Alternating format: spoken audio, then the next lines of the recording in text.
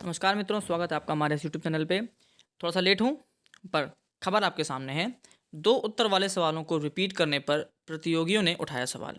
तो आपको पता है कि पेपर हो चुका है।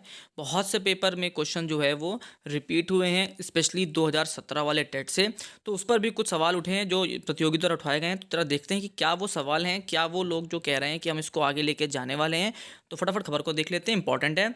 तो प्रतियोगियों का दावा, रिपीट किए गए सवालों में कुछ ऐसे भी थे जिनके उत्तर पर हुआ था विवाद। मतलब ऐसे कुछ क्वेश्चंस को फिर से रिपीट किया गया है जिनको पिछले साल भी एक विवाद में रखा गया था। जब 17 में पेपर हुआ था तो हाई कोर्ट जा पहुंचा था मामला। बच्चों का कहना ऐसा है। तो फटाफट पढ़ते हैं। तो उत्तर प्रदेश शिक्षक पात्रता परीक्षा को रविवार को संपन्न हो गई है, लेकिन अब उसमें पूछे गए प्रश्नों को लेकर उत्तर प्रदेश परीक्षा नियमन प्राधिकारी पीएनपी पर प्रश्न उठाए जा रहे हैं। प्राथमिक स्तर की परीक्षा में हिंदी विषय में एक प्रश्न था, आंख की किरकिरी होने में का अर्थ। यह प्रश्न 17 का यूपी टेट में आया हुआ था। इसके 2 उत्तर का मामला अभ्यर्थियों ने उठाया था, जिसमें हाई कोर्ट ने दोनों उत्तरों अप्रिय लगना और कष्टदायक होना को सही माना था। इस प्रश्न के फिर पूछे जाने से मामला कोर्ट में जा सकता है। कुछ और प्रश्नों को लेकर भी अभ्यर्थी कोर्ट गए थे। इन अविवादित प्रश्नों को बाहर न करने से अभ्यर्थियों में नाराजगी है, जिससे परिणाम में समय लग सकता है। प्रश्नों को लेकर कौशाम्बी के टेवा में सहायक अध्यापक अनिल कुमार पांडे का कहना है कि विवादित प्रश्नों को तो हटाकर कोर्ट में मामला फिर जाने की संभावना को रोका जा सकता था, लेकिन ऐसा नहीं किया गया। चूंकि वर्ष 17 से अधिकांश प्रश्न लिए गए हैं, इसलिए यह ध्यान भी नहीं रखा गया है कि विवादित प्रश्न हटा दिए जाएं। 2 अन्य विवादित प्रश्नों में एक पर्यावरण अध्ययन विषय में से है। प्रश्न, घास भूमि क्षेत्र के परितंत्र के खाद्य श्रृंखला के सबसे उच्च स्तर का उपभोक्ता होता है।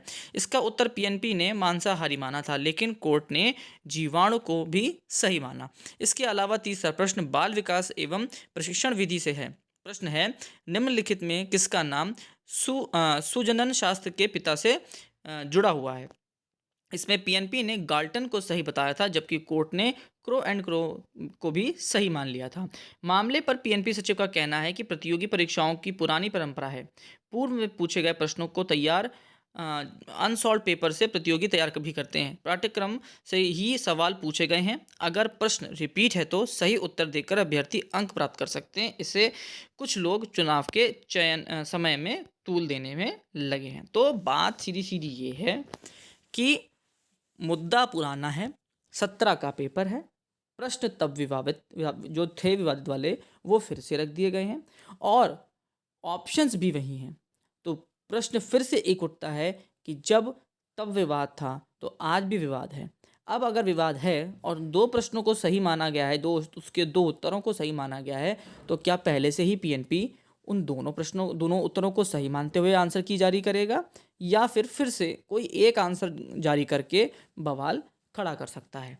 हालांकि उस पर सचिव का कहना क्या था तो आपको मैं सुना चुका हूँ, फिर भी देख लेते हैं। तो साफ लिखा हुआ है कि 2017 में 14 प्रश्नों के उत्तर पर अभ्यर्थियों ने आपत्ति जताई थी। सिंगल बेंच के फैसले के खिलाफ सरकार डबल बेंच गई थी, जहां 11 प्रश्नों में पीएनपी के उत्तर को सही माना गया था। सिर्फ 3 प्रश्नों में 2 उत्तर सही होने पर अभ्यर्थी को अंक दिए गए थे। तो अनिल भूषण चतुर्वेदी जी का साफ कहना है कि जो आपको पेपर मिला है, चाहे उसमें क्वेश्चन रिपीट हो, चाहे कैसे भी आए हों, अगर वो रिपीटेड क्वेश्चंस भी हैं तो आपको जो सही उत्तर है वो मारते हुए आगे बढ़ जाना है। देखने वाली बात यह है कि जो सरकार है या जो पीएनपी है वो क्या करेगी, तो उसको अपनी आंसर की जारी करने दीजिए। उसी से सही चीज़ क्लियर होगी, तभी समझ में आएगा कि क्या कोई बवाल पैदा होगा या फिर सही तरीके से ये आंसर की भी निकल जाएगी।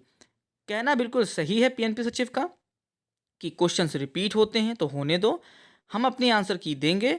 आंसर की आप देख लीजिएगा और उसके बाद अगर आपको कोई परेशानी होती है तो कोर्ट का दरवाज़ा तो हमेशा खुला हुआ है। और वैसे भी यूपी टेट का तो इतिहास रहा है कि 150 में 150 चैलेंज हर बार होते हैं। तो इस बार भी अगर चैलेंज हो जाते हैं तो कोई बड़ी बात नहीं है। कोई भी न्यूज़ अगर ऐसी होगी जो आप तक पहुंचनी ही चाहिए, वो आपको सबसे पहले चैनल से मिलेगी। तो प्लीज़ लाइक शेयर सब्सक्राइब करिए और कोई भी सवाल है, कोई भी प्रश्न हो तो ज़रूर पूछा करिए। डेडिकेटेड वीडियो बनाऊंगा हर प्रश्न पर। सबके सॉल्यूशन सब तक पहुंचाना ही सिर्फ एक काम है। Thank you and have a nice day.